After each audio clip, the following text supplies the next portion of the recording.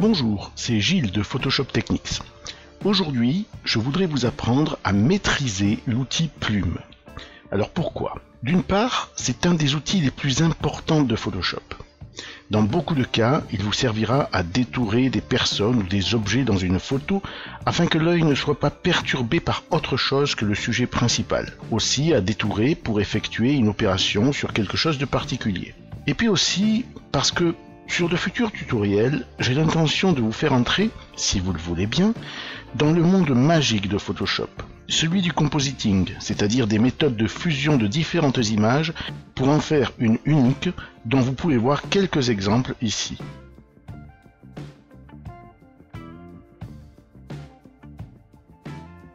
Et pour ce faire, la maîtrise de l'outil Plume est indispensable. À première vue, cet outil peut sembler difficile à appréhender, mais vous verrez qu'il n'en est rien. Comme d'habitude, sachez que ces vidéos me prennent beaucoup de temps à les composer. Aussi, outre de vous abonner, un petit clic sur le bouton merci qui figure en dessous de mes vidéos sera très apprécié. Merci. Entrons sans plus attendre dans le vif du sujet. Générique.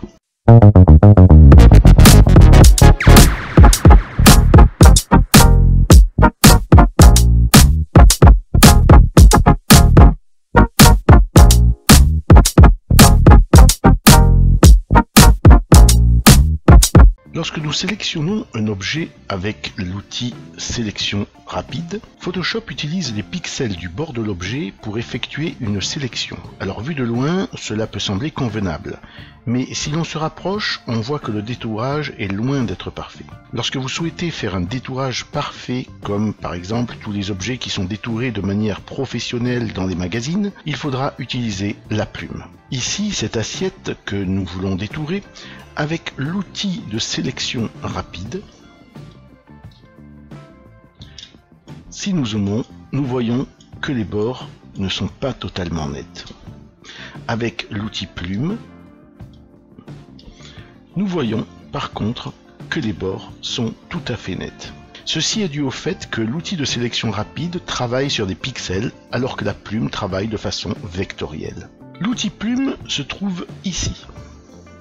Et il possède un raccourci clavier P. Vous pouvez voir si l'on maintient le clic enfoncé qu'il y a plusieurs outils en un.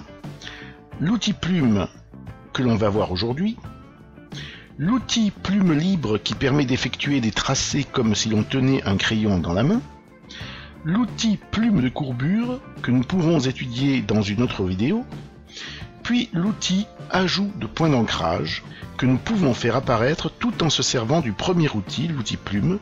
Nous allons voir comment. L'outil suppression de point d'ancrage, son inverse, et enfin l'outil conversion de points qui peut être fort utile aussi, vous verrez. Alors ensuite, dans la barre d'options de cet outil, vous avez une petite roue crantée ici qui vous permet de régler certains paramètres comme l'épaisseur du tracé. Pour ma part, je l'ai réglé à 3 pixels, et la couleur du tracé, pour ma part, que j'ai réglé en rouge.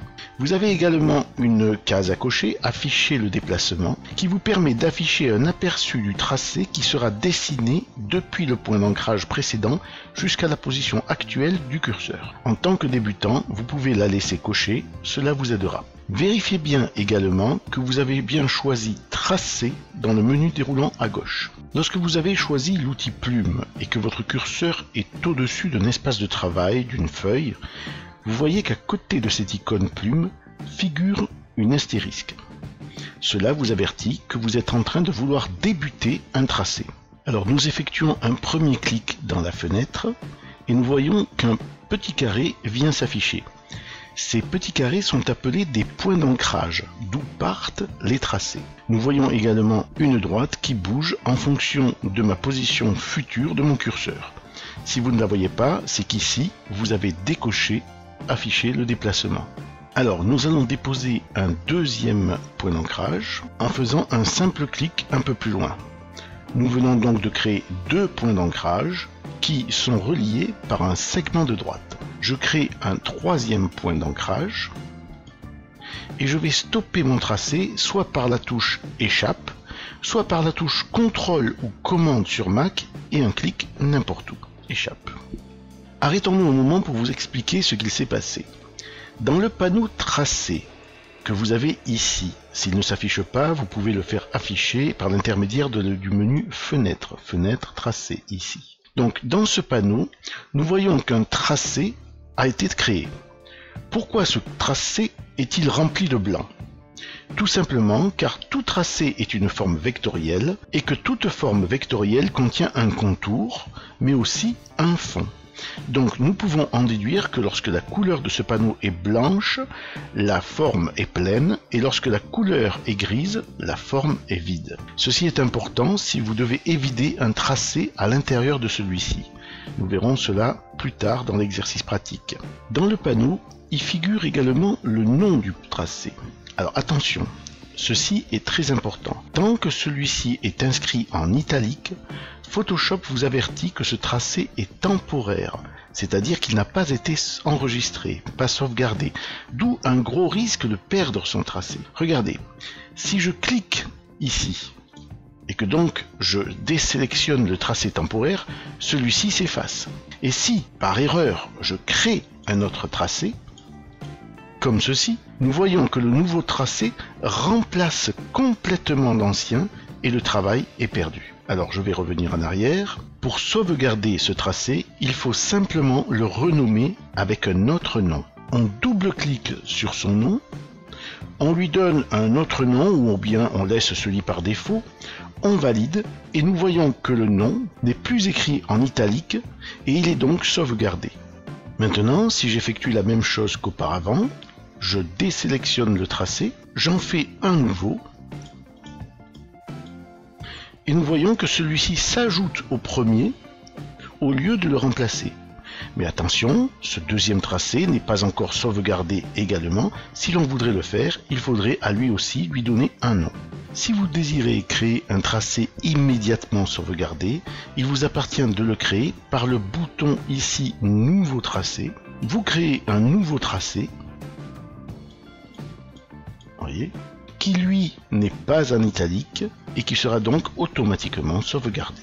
Revenons à notre précédent tracé, nous l'avons arrêté en cours de route, mais cela n'est pas grave car nous pouvons le reprendre. En effet, rapprochez le curseur de l'une des extrémités et vous pouvez constater que Photoshop donc remplace l'astérisque par un petit carré avec des petits tirets à côté et donc vous annonce qu'il vient de reconnaître une extrémité d'un tracé et que vous pouvez donc le continuer. Donc on clique et on le continue.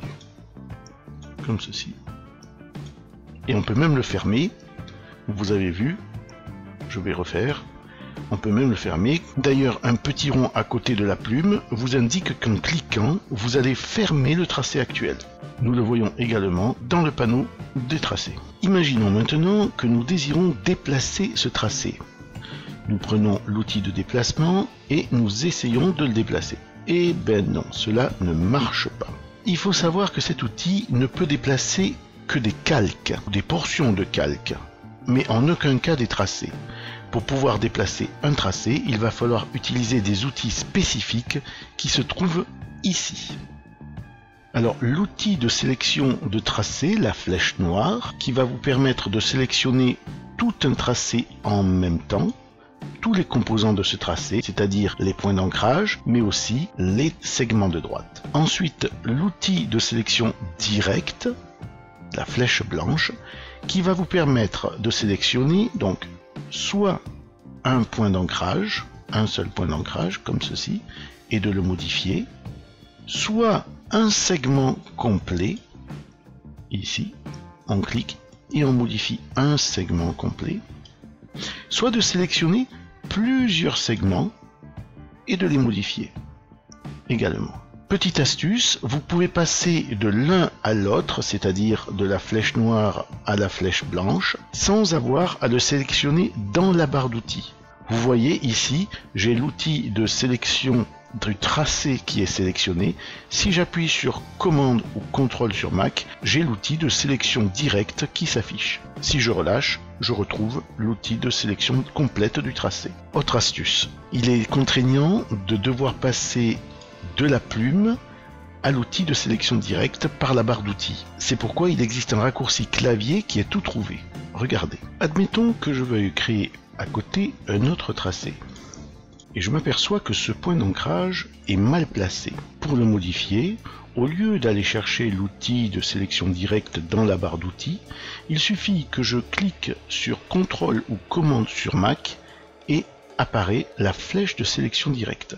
Avec celle-ci, je peux modifier la position de ce point d'ancrage. Lorsque je relâche la touche CTRL, la plume réapparaît et je peux à présent fermer mon tracé, continuer et fermer mon tracé.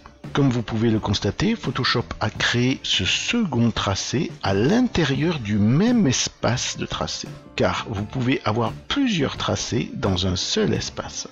Ici, il a créé à l'intérieur du tracé 1, car je n'avais pas désélectionné l'espace tracé 1 en cliquant en dessous.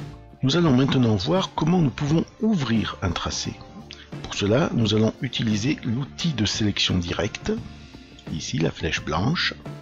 Je sélectionne un seul point, ici. J'appuie sur la touche Supr de mon clavier. Et voyez, je supprime donc le point d'ancrage sélectionné et en même temps les segments dont il faisait partie. Je reviens en arrière pour le refermer. Alors nous pouvons également supprimer un seul segment. Toujours avec l'outil de sélection directe, je sélectionne le segment à supprimer. Alors attention, voilà, j'englobe avec la petite boîte de sélection un seul segment. Alors il faut faire attention car ce segment ne change pas de forme ni de couleur lors de la sélection. Donc attention à bien ne sélectionner que le segment incriminé et en appuyant sur Supr, le segment disparaît. Voilà, je reviens en arrière pour fermer le tracé. Alors, une autre manière de transformer un tracé est d'utiliser la commande CTRL ou commande T. Alors, regardez, nous pouvons sélectionner la totalité des tracés et nous allons ensuite dans Édition. Vous voyez, la commande transformation s'est transformée en transformation manuelle du tracé et nous pouvons transformer donc ces tracés comme de vulgaire calque. Quand vous avez terminé, vous cliquez sur la coche. Également à savoir que avec la commande transformation, toutes les commandes sont accessibles, l'homothétie, la rotation, l'inclinaison, la torsion, la perspective, la déformation ainsi que toutes les autres. Nous pouvons également transformer seulement quelques points. Nous englobons juste par exemple ces 3 points. Nous allons sur édition et ici transformation manuelle des points. Et là, nous ne transformons que les points sélectionnés. Alors maintenant nous allons supprimer ce que nous venons de faire. Nous mettons, vous voyez, le tracé, on peut le mettre à la poubelle, à la corbeille, comme un calque également. Et nous allons voir comment créer des courbes avec l'outil plume. Alors ces courbes, vous en avez peut-être entendu parler, s'appellent des courbes de Bézier, du nom de son inventeur Pierre Bézier, qui travaillait pour Renault, et cela lui permet d'effectuer de belles carrosseries. Sur l'espace de travail, faites un clic prolongé et déplacez le curseur. Nous voyons bien sûr apparaître un point d'ancrage, mais aussi 2 lignes directrices qui partent du point d'ancrage dans des directions opposées. Ces lignes directrices vont conditionner la courbure des prochains segments. Si je lâche le clic, Photoshop montre une courbe qui part du précédent point d'ancrage jusqu'à l'emplacement actuel de mon curseur. Je vais créer d'autres points d'ancrage pour créer d'autres lignes directrices. Je clique et je laisse enfoncer. Je clique et je laisse enfoncer jusqu'à fermer le tracé. Je clique et je laisse enfoncer également. À l'issue de mon tracé, je peux déplacer un ou plusieurs points que je ne trouve pas esthétiquement bien placés. Par exemple, donc celui-ci. J'appuie sur CTRL ou commande sur Mac, je sélectionne le point et je peux le déplacer comme bon me semble. Pareil, si je veux déplacer celui-ci, j'appuie sur CTRL commande sur PC, je le clique et je le déplace. Avec cet outil de sélection directe, nous pouvons modifier également les lignes directrices. Par exemple ici, je peux modifier, attendez, je reprends le point parce que je l'avais perdu, donc je reprends ici la ligne directrice et je peux allonger cette ligne directrice également.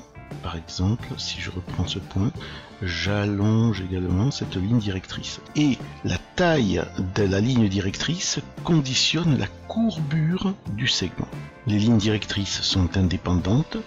Vous pouvez avoir sur un seul point d'ancrage une toute petite ligne directrice qui va effectuer une petite courbure sur le segment dont elle dépend, et de l'autre côté une grande ligne directrice qui va donner une courbe plus prononcée.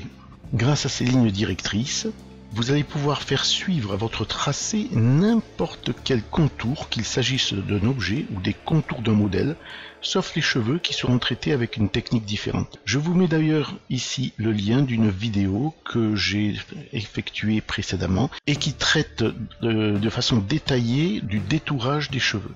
Alors à présent, nous allons étudier un autre outil très important en matière de tracé, l'outil conversion de points. L'outil conversion de points, c'est celui que nous avons vu tout à l'heure dans la dernière ligne de l'outil plume. Mais nous n'allons pas nous servir de celui-ci, on peut le prendre par une autre méthode.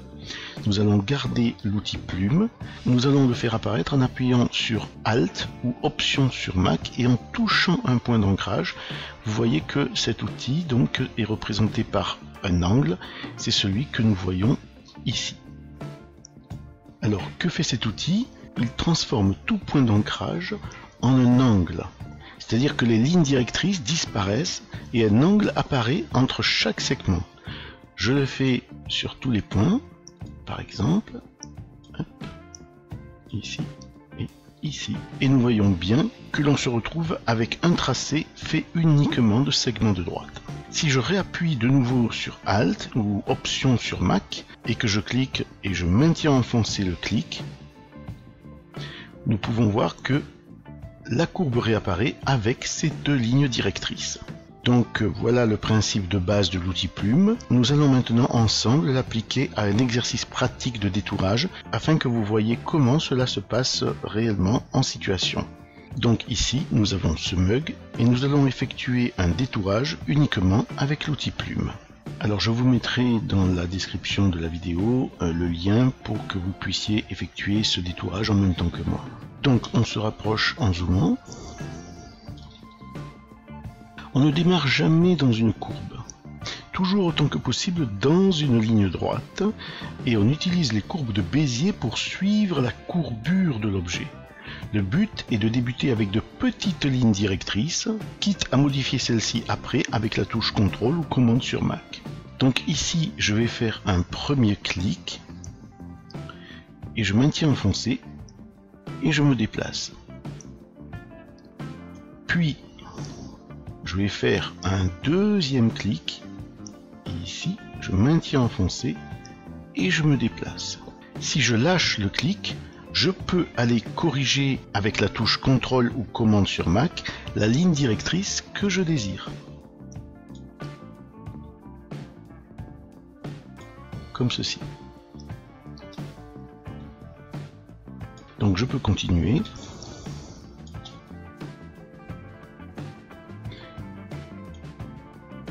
Là, nous pouvons faire des plus grandes lignes, puisque la courbure est vraiment très petite. Pareil ici, donc j'arrive ici, je fais une ligne directrice. J'en fais une deuxième approximativement là. Avec la touche commande ou contrôle, hop, je peux aller modifier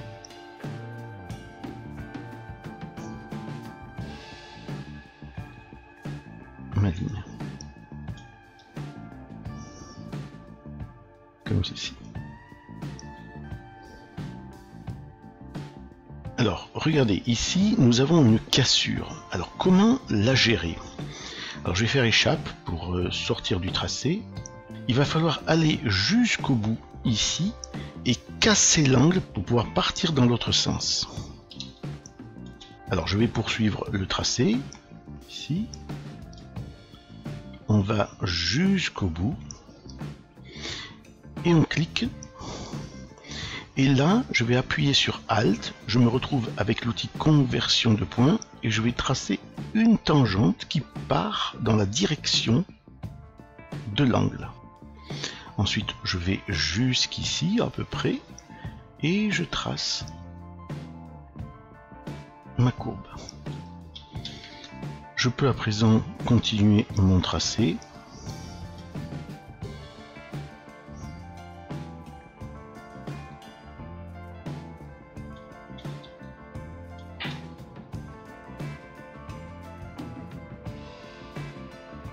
comme ceci.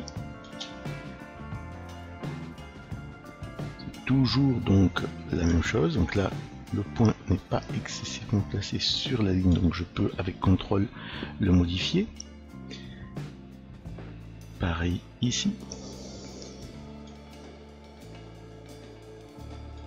Non, voilà. Là, on se retrouve avec un angle donc identique. Donc je clique un seul point d'ancrage ici. Pareil, j'appuie sur Alt pour pouvoir tracer une seule tangente. Et je continue. Et là, je fais ma courbe comme d'habitude. Hop. J'en fais une autre ici.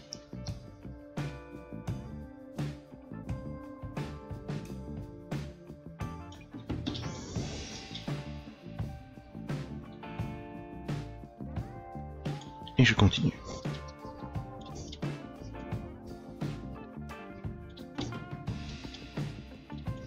Et je peux fermer mon tracé avec le petit rond qui m'indique que je vais fermer le tracé. Donc à ce stade, nous avons effectué le contour de la chope. Celui-ci est visible dans le panneau. Attention, comme dit précédemment, le nom du tracé est en italique, donc il faut lui donner un nom pour le mémoriser. On double-clique sur son nom et je le nomme Shop par exemple. Voilà. Il est mémorisé. Alors par contre, ici, il va falloir trouver la shop pour faire lance. Comment gérer cela? Grâce à ce menu opération booléenne que l'on peut trouver ici. Alors ici, nous avons deux possibilités. Soit choisir soustraire la forme avant, soit exclure les formes se chevauchant. C'est celui que je choisis. Donc nous allons effectuer dans le même tracé, nommé Shop, un deuxième tracé qui, du fait qu'il va chevaucher le premier, sera exclu du tracé. Vous allez comprendre, regardez.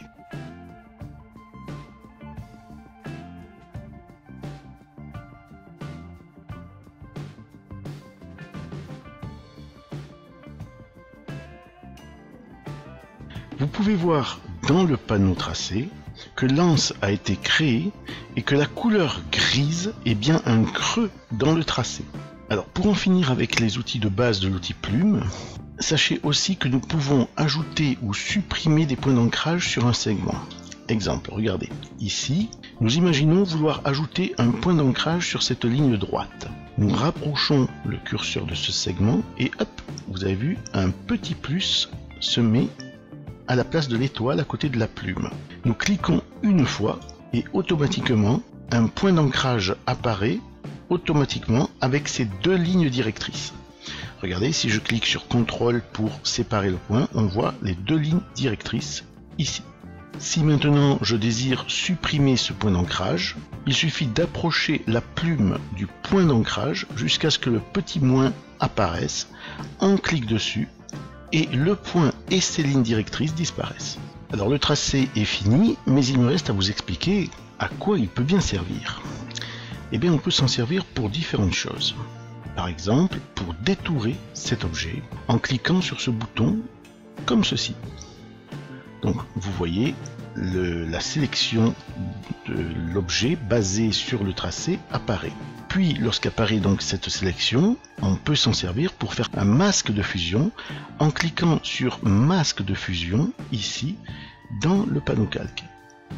Hop. On peut apprécier le détourage en cliquant sur Alt ou Option sur Mac et en cliquant sur la vignette du masque de fusion. Et même si on zoome très fort, à 100% par exemple, on voit que le masque reste très net. C'est ce que je désirais. Je reviens en arrière pour désélectionner. Donc nous pouvons ajouter un masque vectoriel en cliquant deux fois sur le masque de fusion. Donc en appuyant, alors nous allons d'abord sélectionner le masque pour qu'il soit entièrement entouré de la couleur du tracé.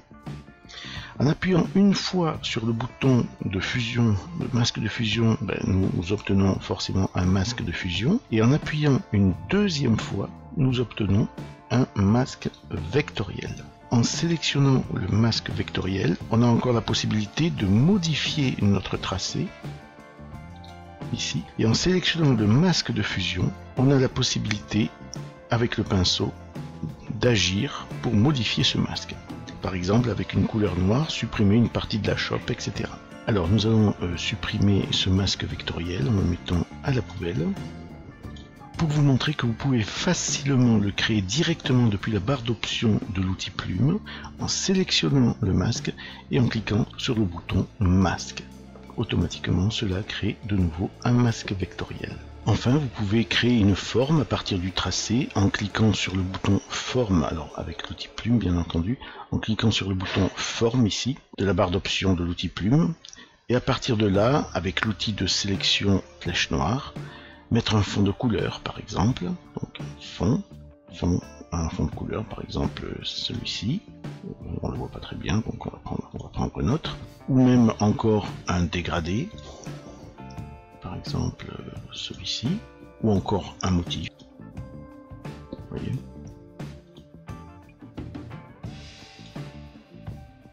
On peut lui adjoindre également un contour, ici, en réglant la couleur du contour, par exemple ici, voilà, et le nombre de pixels du contour. Alors là, sur celui-ci, voilà, on peut monter un petit peu, et par exemple lui adjoindre une couleur rose, voilà par exemple, et bien d'autres choses.